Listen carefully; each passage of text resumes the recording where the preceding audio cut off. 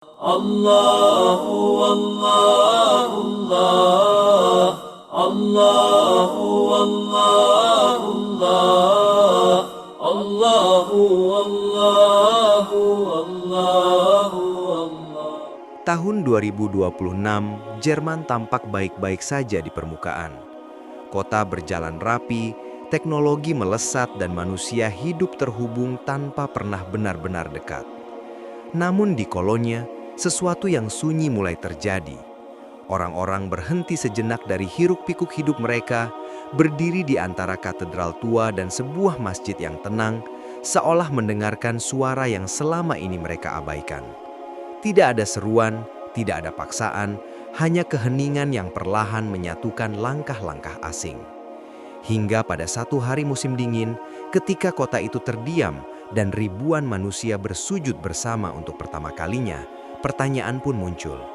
Apa yang sebenarnya sedang dicari oleh sebuah bangsa yang telah memiliki segalanya tetapi merasa kehilangan arah? Sebelum melanjutkan cerita, jangan lupa untuk subscribe, like, komen, dan share video ini ya. Dukungan kalian sangat berarti supaya channel ini bisa terus berkembang dan menghadirkan cerita-cerita inspiratif lainnya, agar semakin banyak yang merasakan kekuasaan dan kebesaran Allah. Pagi di Jerman tahun 2026 selalu dimulai dengan ketepatan. Kereta tiba sesuai jadwal, lampu lalu lintas berganti warna tanpa celah, dan manusia bergerak seperti bagian dari mesin besar yang bekerja tanpa henti. Dari kejauhan, negara itu tampak sempurna, rapi, efisien, dan maju. Namun di balik kaca-kaca gedung tinggi dan layar-layar digital yang terus menyala, ada sesuatu yang tak terlihat, sesuatu yang tak bisa diukur oleh statistik atau grafik pertumbuhan ekonomi. Kolonya terbangun dengan denyut yang sama. Sungai Rhine mengalir tenang, memantulkan cahaya matahari pagi yang dingin. Di tengah kota, katedral Kolonya berdiri kokoh, menembus langit kelabu dengan menara-menara tuanya yang seolah menolak waktu. Batu-batu gelapnya menyimpan ratusan tahun doa, penyesalan, dan harapan manusia. Tak jauh dari sana, tram melintas dengan senyap, membawa penumpang yang menunduk menatap layar, terhubung dengan dunia global, namun terputus dari orang di sebelahnya. Lukas berjalan menyusuri trotoar dengan langkah terukur. Mantel hitamnya rapi, sepatunya bersih, wajahnya tenang, terlalu tenang untuk seseorang yang dulu dikenal penuh semangat. Setiap pagi ia melakukan hal yang sama, membeli kopi di kios kecil dekat stasiun, mengangguk singkat pada penjaga toko, lalu duduk beberapa menit di bangku kayu sebelum melanjutkan perjalanan. Ia tidak terburu-buru, namun juga tidak benar-benar memiliki tujuan yang mendesak. Di apartemennya yang minimalis, dinding-dinding putih nyaris tanpa hiasan. Rak buku berisi literatur filsafat, teori sosial, dan catatan lama yang sudah lama tak ia sentuh. Dahulu, halaman-halaman itu menjadi bahan bakar keyakinannya. Kini, buku-buku itu hanya diam, seperti saksi masa lalu yang tidak menuntut apapun. Lukas menjalani hari-harinya dengan keteraturan yang ia bangun sendiri. Bekerja lepas, menghadiri diskusi sesekali, lalu pulang sebelum malam terlalu larut. Tidak ada kesedihan yang nyata di wajahnya, hanya ruang kosong yang tak pernah ia beri nama. Di sisi lain kota, Hana memulai pagi dengan rutinitas yang lebih cepat. Alarm berbunyi tepat pukul 6 dan ia bangun tanpa menekan tombol tunda. Apartemennya menghadap jalan utama, tempat kendaraan berlalu lalang sejak subuh. Hana adalah jurnalis dan hidupnya bergerak seirama dengan tenggat waktu. Ia menyeduh kopi sambil memeriksa berita terbaru, matanya bergerak cepat membaca judul-judul yang saling berlomba menarik perhatian. Di ruang redaksi, suara ketikan dan dering notifikasi bersatu menjadi kebisingan yang akrab. Hana duduk di mejanya, fokus, profesional. Ia menulis dengan presisi, menjaga jarak emosional dari setiap peristiwa yang ia liput. Baginya objektivitas adalah benteng. Namun di sela-sela kesibukan, ada momen singkat ketika ia berhenti menatap layar, memandang keluar jendela. Di sana, kota terus bergerak, dan entah mengapa ia merasakan jeda kecil yang tak bisa dijelaskan. Seperti menarik nafas di antara dua kalimat panjang. Karol memulai hari lebih lambat. Pagi baginya adalah waktu sunyi yang ia nikmati dengan disiplin militer yang tak pernah benar-benar meninggalkannya. Ia menyeduh teh, membuka tirai dan berdiri sejenak menatap halaman kecil di belakang rumahnya. Tubuhnya masih tegap, Meski usia tak lagi muda, pensiun memberikan ia waktu yang melimpah namun juga keheningan yang panjang. Ia berjalan menyusuri lingkungan sekitar, menyapa tetangga dengan senyum singkat. Percakapan mereka ringan, seputar wacana atau perbaikan jalan. Karl mendengarkan dengan sopan, namun jarang berbicara panjang. Di rumah, ia menyimpan barang-barang lama dengan rapi, medali, foto hitam putih, surat-surat yang sudah menguning. Ia tidak sering membuka kotak itu, tetapi keberadaannya memberi rasa keteraturan, seolah hidupnya masih tersusun dengan baik. Di tengah semua itu, Kolonya tetap menjalankan perannya sebagai kota simbol. Turis-turis berkumpul di sekitar katedral, memotret kemegahannya tanpa benar-benar memahami beban sejarah yang dipikulnya. Tak jauh dari sana, sebuah masjid berdiri tenang, tidak mencolok, tidak berusaha menarik perhatian. Pada jam-jam tertentu, orang-orang masuk dan keluar dengan langkah tertib. Tidak ada keramaian, hanya rutinitas yang berlangsung alami, hampir tak terlihat oleh mereka yang tidak memperhatikannya. Lukas pernah melewati bangunan itu tanpa berpikir apapun. Hana melihatnya sekilas dari jendela tram, mencatatnya sebagai bagian dari lanskap kota. Karl mendengarnya dari jauh, sebuah suara yang tidak ia kenali sepenuhnya, lalu melanjutkan langkahnya. Masjid itu belum menjadi apa-apa bagi mereka, hanya latar, bagian dari kota yang sama-sama bergerak. Hari-hari berlalu dengan pola yang serupa. Kota terus berjalan, manusia terus bergerak dan segala sesuatu tampak baik-baik saja.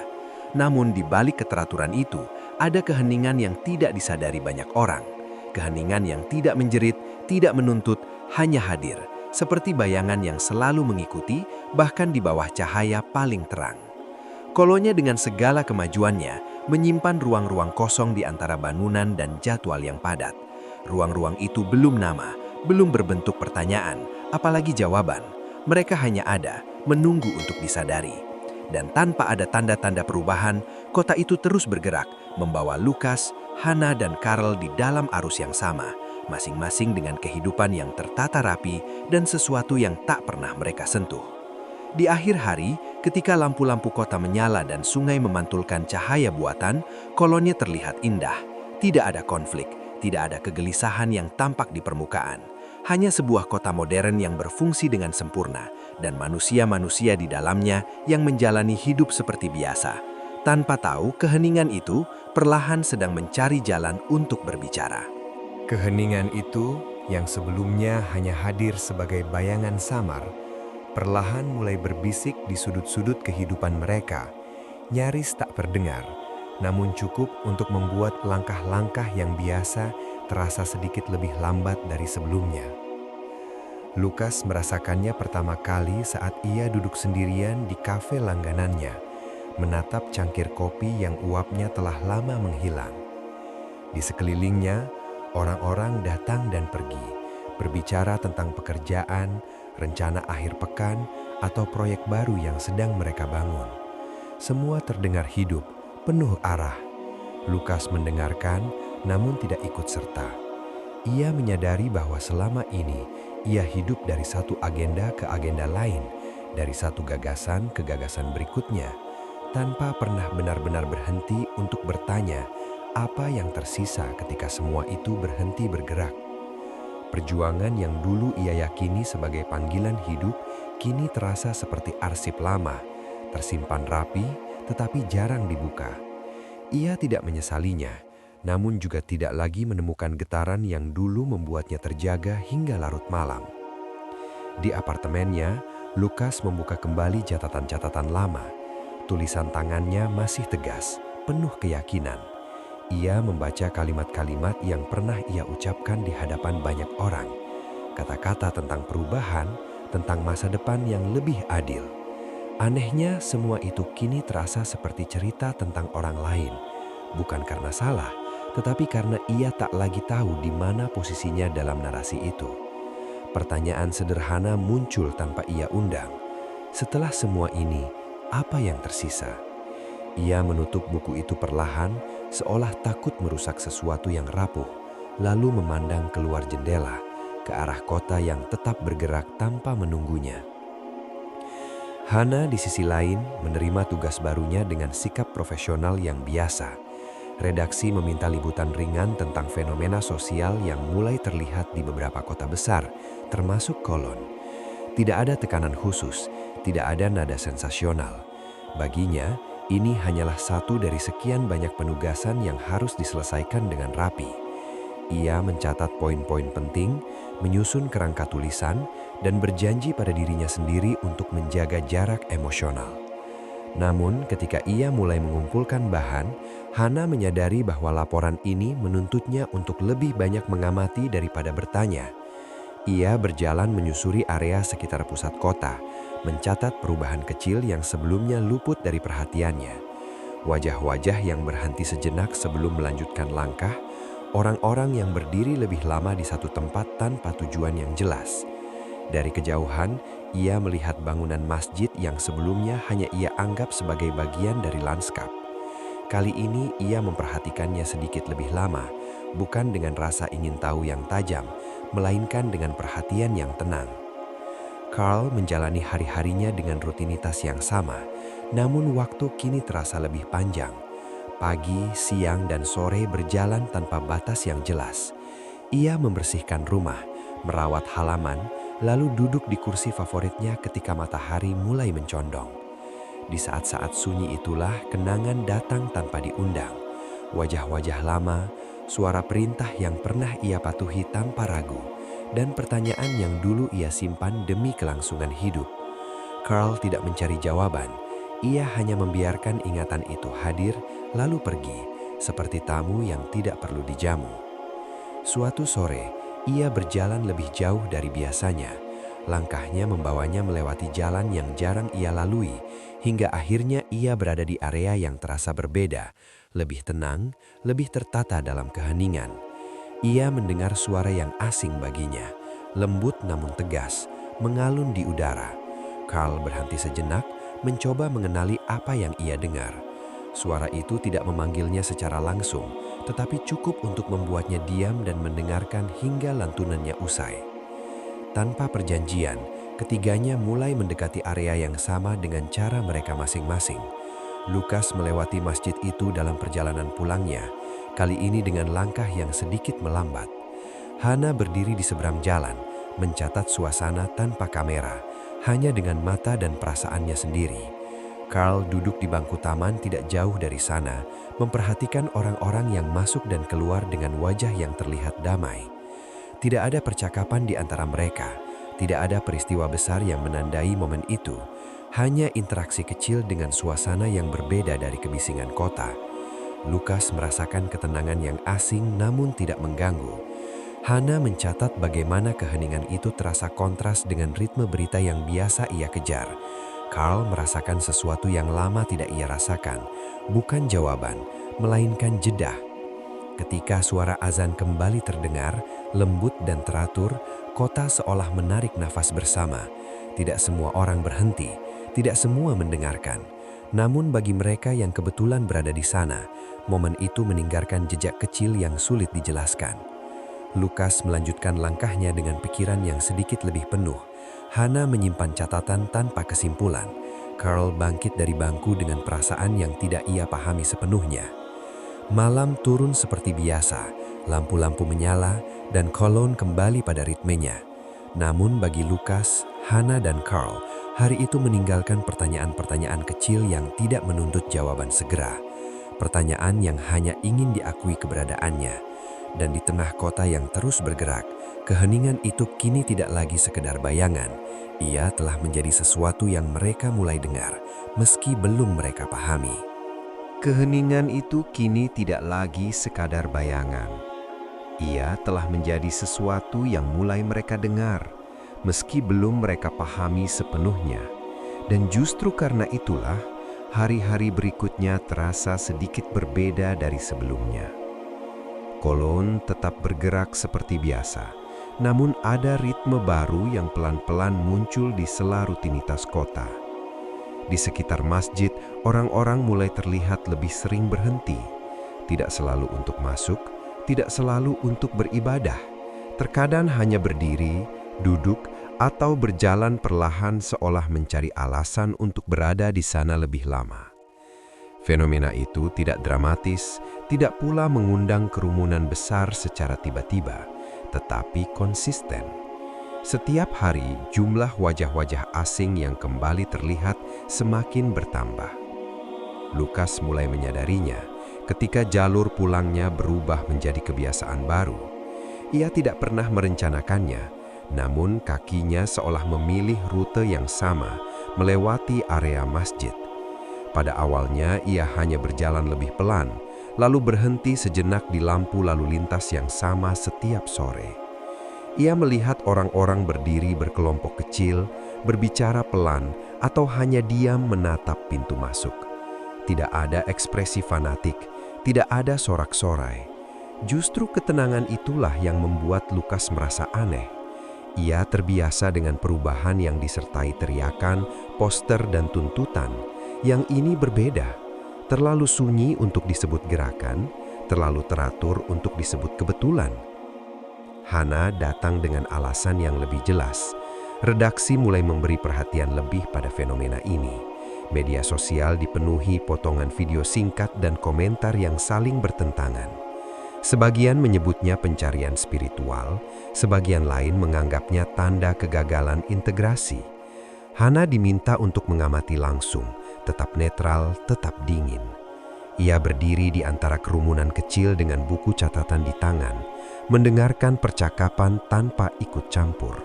Namun kali ini, ia tidak hanya mencatat fakta. Ia memperhatikan nada suara, jeda dalam kalimat, dan cara orang-orang memandang bangunan di hadapan mereka. Bukan dengan kagum, tetapi dengan rasa ingin tahu yang hati-hati. Carl berada di sana tanpa tujuan yang ia akui bahkan pada dirinya sendiri. Ia duduk di bangku taman yang sama beberapa hari berturut-turut. Waktu seakan berjalan lebih lambat di tempat itu. Ia melihat generasi yang berbeda berdiri berdampingan. Anak muda dengan ransel, pasangan paruh baya, orang tua yang langkahnya sudah tidak secepat dulu. Carl merasa asing, namun tidak terasing.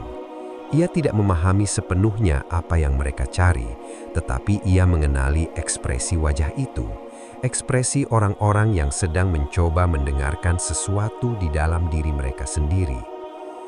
Pertemuan mereka terjadi tanpa rencana, tanpa momen yang terasa penting pada awalnya.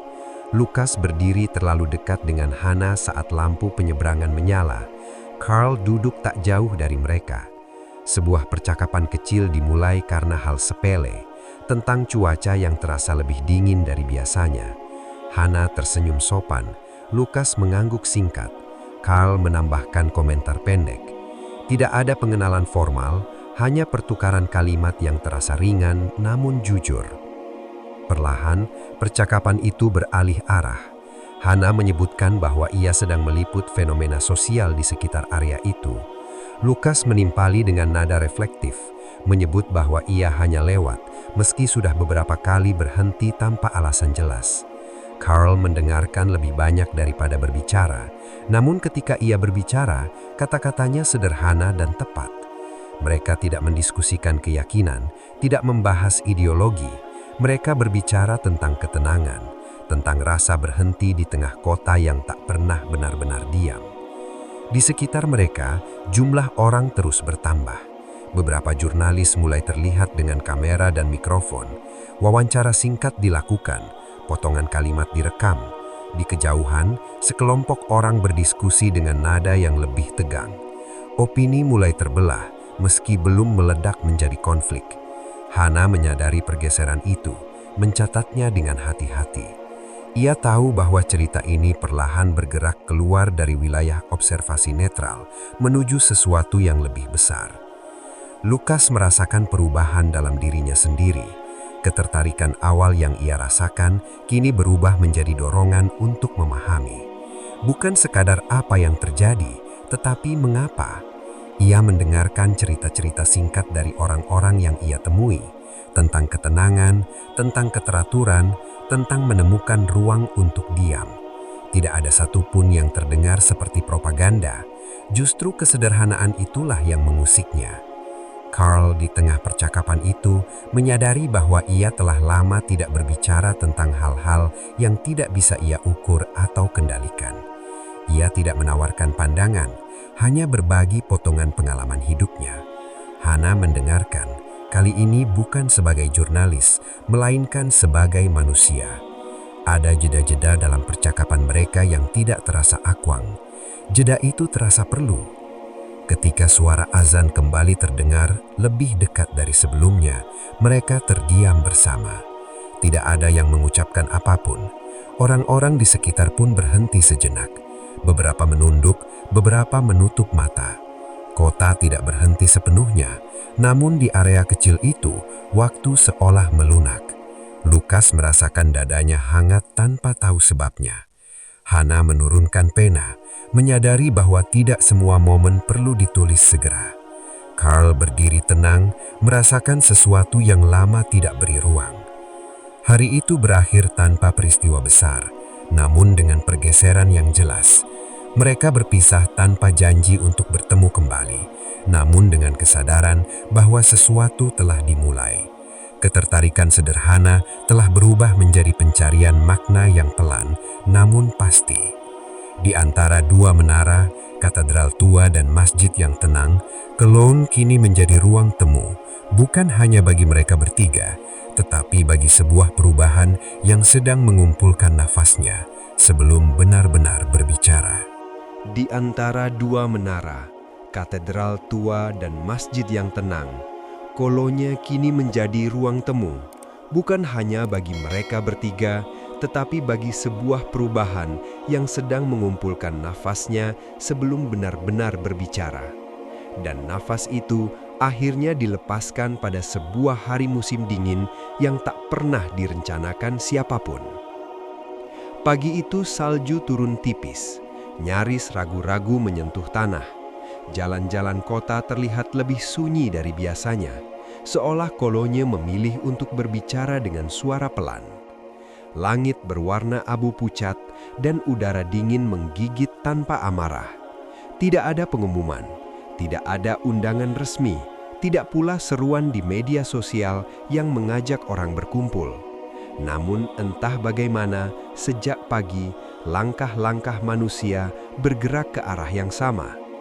Dari halte tram, dari gang-gang sempit, dari jembatan kecil yang melintasi Rhine, orang-orang berjalan perlahan menuju area masjid. Lukas tiba lebih awal dari biasanya. Ia berdiri di antara kerumunan yang belum terlalu rapat. Mantel hitamnya mulai basah oleh salju. Wajah-wajah di sekelilingnya tenang, tidak tegang, tidak pula euforia. Ia merasakan detak jantungnya sendiri, lebih jelas dari suara kota. Untuk pertama kalinya setelah sekian lama, ia tidak merasa perlu menganalisis apa yang terjadi. Ia hanya berdiri, hadir sepenuhnya, membiarkan pagi itu berjalan tanpa ia kendalikan. Pikiran tentang masa lalunya, tentang perjuangan dan keyakinan lama, tidak menghilang, tetapi juga tidak menuntut penjelasan. Semuanya terasa diam di tempatnya masing-masing. Hana datang dengan kamera dan buku catatan, namun sejak langkah pertama di area itu, ia menyadari bahwa hari ini tidak akan sama dengan liputan-liputan sebelumnya. Jumlah orang bertambah cepat, bukan ratusan, melainkan ribuan. Mereka berdiri rapat namun tertib, tanpa teriakan, tanpa slogan.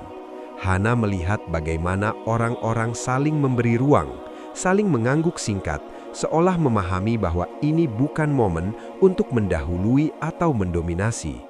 Tangannya yang biasa cekatan kini bergerak lebih lambat. Ia memotret, namun lebih sering menurunkan kamera dan mengamati dengan mata telanjang. Carl berjalan dengan langkah mantap, meski dingin membuat sendi-sendinya terasa kaku. Ia mengenali suasana itu, bukan dari medan perang, bukan dari barak, melainkan dari momen-momen langka ketika banyak orang berhenti menjadi individu terpisah dan hadir sebagai satu kesadaran. Ia berdiri agak di belakang, memperhatikan ribuan punggung yang menghadap ke arah yang sama. Tidak ada simbol-simbol agresif, tidak ada tuntutan, Hanya manusia-manusia yang berdiri dalam keheningan membawa beban hidup masing-masing tanpa perlu menjelaskannya pada siapapun. Salju terus turun, menempel di bahu dan rambut, menciptakan keheningan visual yang menyelimuti kota. Bahkan lalu lintas di sekitar area itu melambat. Beberapa pengendara berhenti, mematikan mesin, dan ikut berdiri di tepi jalan, seolah kolonya sendiri memilih untuk menahan nafas. Ketika azan dikumandangkan, suaranya mengalir lembut namun pasti, menembus udara dingin tanpa perlu diperkeras. Tidak ada pengeras suara yang memekakkan telinga, hanya lantunan yang cukup untuk didengar mereka yang hadir. Pada detik-detik pertama, orang-orang terdiam sepenuhnya. Tidak ada gerakan, tidak ada bisikan. Waktu terasa berhenti atau mungkin melambat hingga hampir tak terasa. Lukas merasakan sesuatu runtuh di dalam dirinya, bukan keyakinan, bukan prinsip, melainkan tembok yang selama ini ia bangun agar tetap berdiri tegak. Ia tidak merasa kalah, tidak pula menyerah. Ia justru merasa ringan, seolah selama ini ia memikul beban yang tidak perlu. Ketika tubuh-tubuh di sekelilingnya mulai bergerak untuk bersujud, ia mengikuti tanpa ragu, tanpa rasa takut akan penilaian. Dahi menyentuh tanah yang dingin, dan untuk pertama kalinya, ia tidak merasa perlu menjelaskan makna dari tindakannya. Hana berdiri beberapa detik lebih lama sebelum akhirnya menurunkan kameranya sepenuhnya. Ia menyadari bahwa tidak semua peristiwa perlu direkam untuk menjadi nyata.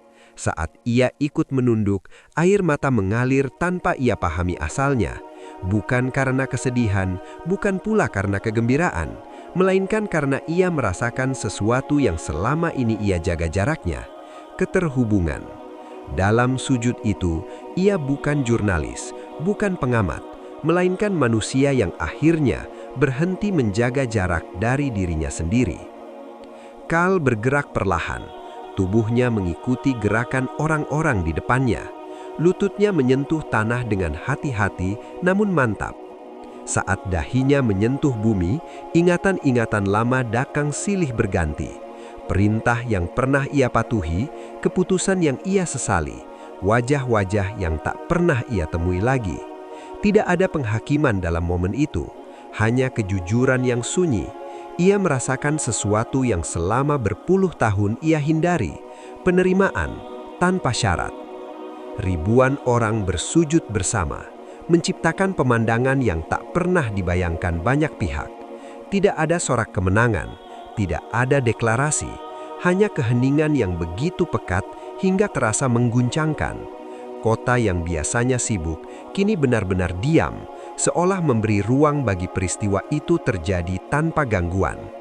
Ketika mereka bangkit perlahan, salju masih turun, dan wajah-wajah di sekeliling terlihat berubah, lebih lembut, lebih terbuka. Lukas, Hana, dan Kal saling bertemu pandang di antara kerumunan tanpa perlu kata-kata. Mereka tahu bahwa sesuatu telah bergeser, bukan hanya di kota itu, tetapi di dalam diri mereka masing-masing. Hari itu tidak ditandai oleh ledakan atau kekacauan, melainkan oleh keheningan yang menggetarkan. Kolonya mungkin akan kembali bergerak esok hari, media akan menulis, opini akan bermunculan. Namun apa yang terjadi di hari musim dingin itu telah melampaui berita dan perdebatan. Ia telah menjadi pengalaman batin yang tidak bisa ditarik kembali, sebuah klimaks sunyi yang mengubah arah hidup, satu sujud pada satu waktu. Ia telah menjadi pengalaman batin yang tidak bisa ditarik kembali, sebuah klimaks sunyi yang mengubah arah hidup, satu sujud pada satu waktu. Dan justru karena itulah hari-hari setelahnya terasa berbeda, lebih pelan, namun jauh lebih berat maknanya. Cologne kembali bergerak keesokan paginya.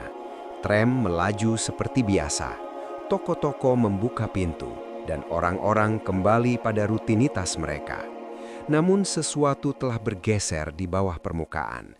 Peristiwa di hari musim dingin itu tidak hilang bersama salju yang mencair.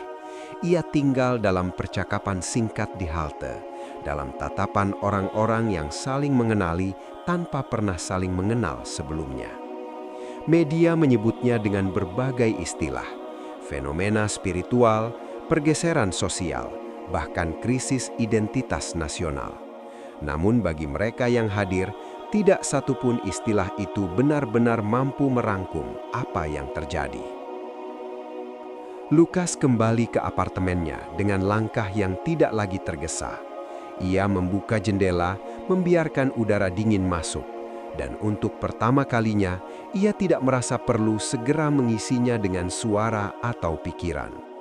Buku-buku lama masih ada di rak, catatan perjuangan masa lalu masih tersimpan rapi. Namun kini, ia melihatnya tanpa beban. Ia tidak merasa harus meninggalkannya, juga tidak harus mempertahankannya. Ia menyadari bahwa hidupnya tidak runtuh, hanya bergeser. Perjuangan tidak lagi harus berbentuk teriakan atau tuntutan. Ada ruang baru di dalam dirinya, ruang untuk diam, untuk tunduk, untuk mengakui bahwa tidak semua hal harus ia pahami sebelum ia jalani. Hari-hari berikutnya, Lukas kembali ke masjid, kali ini dengan kesadaran penuh.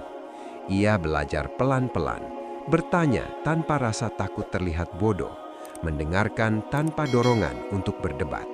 Ia tidak berubah menjadi orang lain, ia hanya menjadi lebih jujur pada dirinya sendiri. Di sela-sela sujud dan doa yang masih terasa asing di lidah, ia menemukan sesuatu yang lama hilang, arah, bukan sebagai konsep, tetapi sebagai rasa. Hana menghadapi hari-hari yang lebih rumit. Laporannya menjadi pusat perhatian. Tulisan-tulisannya dibaca, diperdebatkan, bahkan dikritik. Redaksi memintanya untuk menajamkan sudut pandang, menambahkan analisis politik dan implikasi sosial. Ia melakukannya dengan profesionalisme yang sama. Namun ada satu bagian yang ia jaga dengan hati-hati, ruang refleksi pribadi yang tidak bisa ia serahkan sepenuhnya pada kerangka jurnalistik. Di rumahnya, Hana membaca ulang laporannya sendiri. Kalimat penutupnya membuatnya terdiam lebih lama dari yang ia duga. Ia tahu, sejak hari itu, ia tidak lagi bisa berpura-pura menjadi pengamat murni. Ia mulai datang ke masjid tanpa kamera, tanpa catatan, hanya sebagai manusia yang ingin memahami apa yang ia rasakan.